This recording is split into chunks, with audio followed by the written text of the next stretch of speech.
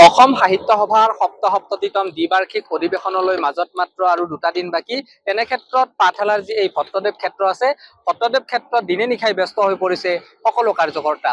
Camera পাৰ্চনে দৃশ্য দেখুৱাইছে এনেধৰণে মাজত আৰু 2টা দিন বাকী। তেনে ক্ষেত্ৰত ভট্টদেৱ ক্ষেত্ৰৰ যিসমূহ কাম কাজ আছে সেই কাম কাজসমূহ কৰাৰ কাৰণে যিখন 55খন উপসমিতি আছে, 55খন উপসমিতিৰ সকলো বিষয়ববীয়াৰ সমন্বিতে আদৰণি সমিতিৰ আটাইকেইগৰাকী বিষয়ববীয়াই তদাৰক কৰিছে আৰু সাহিত্য সভাৰ যিখন এইবাৰ অধিৱেশন হ'ব, এই অধিৱেশনখন সাফল্যমণ্ডিত কৰাৰ কাৰণে দিনে ৰাতি কষ্ট কৰা পৰিলক্ষিত হৈছে।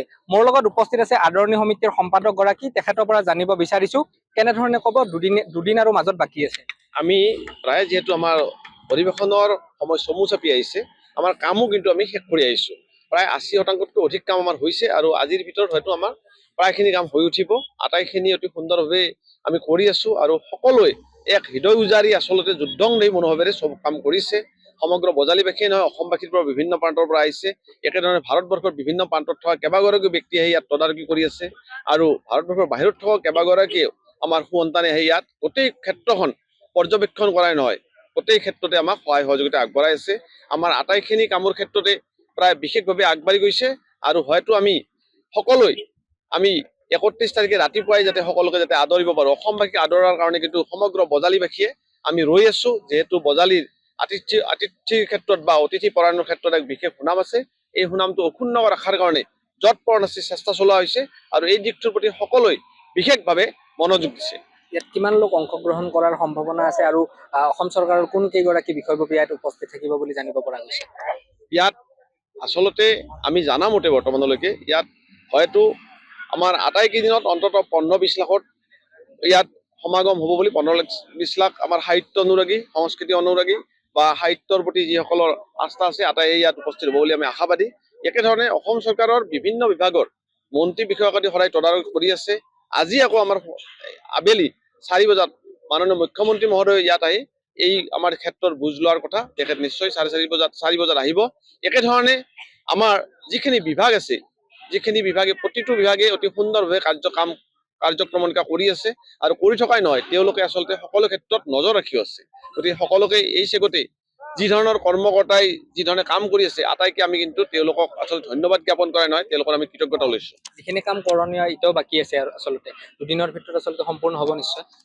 ইয়াত যিখিনি আমাৰ কৰিব লগা আছে, আপোনালোকে দেখিছে যে দুদিন আমি ভাবাই নাই, আমি আচলতে এদিনৰ ভিতৰতে এইখিনি সম্পন্ন হোৱাৰ আমি পথত আছোঁ আৰু এইটো হ'ব বুলি আমি আশাবাদী। ইয়াৰ কেইবাগৰাকীও বিষয়ববীয়া আছে, আন এগৰাকী ইয়াৰ বিষয়ববীয়া আছে, তেখেতৰ পৰা জানিব বিচাৰিছো। দাদা কি ক'ব, আচলতে যুদ্ধংদেহী প্ৰস্তুতি ইয়াত অব্যাহত ৰাখিছে, মাজত আৰু 2টা দিন কেনেধৰণৰ প্ৰস্তুতি হৈ আছে? এটা ব্যাপক প্ৰস্তুতি। আমি আমাৰ 55খন উপসমিতিয়ে অসমবাসী ৰাইজক এই সাহিত্য সভাৰ পাঠশালা অধিৱেশনলৈ আদৰণি জনোৱাৰ কাৰণে সাজু হৈ উঠিছোঁ প্ৰায়। আৰু 2টা দিন মাজতেই আছে। এই দুদিনৰ ভিতৰত সম্পূৰ্ণ 100% সম্পূৰ্ণ হৈ উঠিব আৰু এই অধিৱেশন এক ব্যতিক্ৰমী ৰূপত অসমবাসী ৰাইজৰ আগত তুলি ধৰাৰ এটা প্ৰয়াস কৰা হৈছে। কাৰণ ইয়াত বাণিজ্য মেলাৰ পৰিৱৰ্তে বিজ্ঞান মেলা ইয়াত মঞ্চস্থ কৰা হ'ব আৰু প্ৰতিৰক্ষা বিভাগৰ দ্বাৰাও বিভিন্ন সা সঁজুলি ইয়াত প্ৰদৰ্শিত কৰিব। তাৰকা গৃহ ইয়াত অনুষ্ঠিত হ'ব। গতিকে এখন সৰ্বাংগ সুন্দৰ অসম সাহিত্য সভাৰ ইতিহাসত এখন সৰ্বাংগ সুন্দৰ অধিৱেশন সফলৰূপে পৰিগণিত হ'ব বুলি আমি আদৰণি সমিতিয়ে আশা প্ৰকাশ কৰিছোঁ। আন কেইবাগৰাকীও বিষয়ববী আছে, আপোনাৰ ওচৰলৈ আহিছো। আপোনাৰ যিহেতু দিশসমূহ তদাৰক কৰি আছে, কেনেধৰণে কাম কাজসমূহ কৰি আছে আপোনালোকে? হয়, আমি অভ্যৰ্থনা সমিতিৰ সম্পাদক ৰূপে আছোঁ। আমি অসমৰ বিভিন্ন আলহীখিনিক আদৰিবলৈ আমি সম্পূৰ্ণ প্ৰস্তুত হৈছোঁ। আমি বিভিন্ন থলুৱা খাদ্যৰে ইতিমধ্যে আমি যা যোগাৰ কৰি প্ৰস্তুত কৰি উলিয়াইছোঁ। আমি এতিয়া অপেক্ষা কৃষিসকলক আমি সাজু হৈ আছোঁ তেওঁলোকক আপ্যায়ন কৰাৰ বাবে। আবেলি যিহেতু মুখ্যমন্ত্ৰী আহিব বুলি জানিব পৰা গৈছে, কেনেধৰণে আপ্যায়ন কৰিব তেখেতক? হয়, এতিয়া আমি প্ৰস্তুতি আৰম্ভ কৰিছোঁৱেই।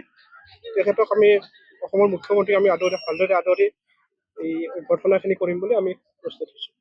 এনেধৰণে উদযাপন সমিতিৰ আন কেইবাগৰাকীও বিষয়ববীয়াই যিহেতু মাজত মাত্ৰ আৰু 2টা দিন বাকী অসম সাহিত্য সভাৰ যিখন অধিৱেশন হ'ব, এই অধিৱেশনক লৈ আচলতে যুদ্ধংদেহী প্ৰস্তুতি অব্যাহত ৰখা পৰিলক্ষিত হৈছে। আৰু আজিৰ দিনটোৰ আবেলি সময়ত অসমৰ জনপ্ৰিয় মুখ্যমন্ত্ৰী ডক্টৰ হিমন্ত বিশ্ব শৰ্মায়ো এই ভট্টদেৱ ক্ষেত্ৰত উপস্থিত হ'ব আৰু উপস্থিত হৈ অধিৱেশনস্থলীৰ যিসমূহ কাম কাজ আছে, এই কাম কাজসমূহ তদাৰক কৰিব বুলি জানিব পৰা গৈছে। যিকোনো খবৰৰ বাবে যোগাযোগ কৰক 7099017330 লগতে 7099017110 নম্বৰত।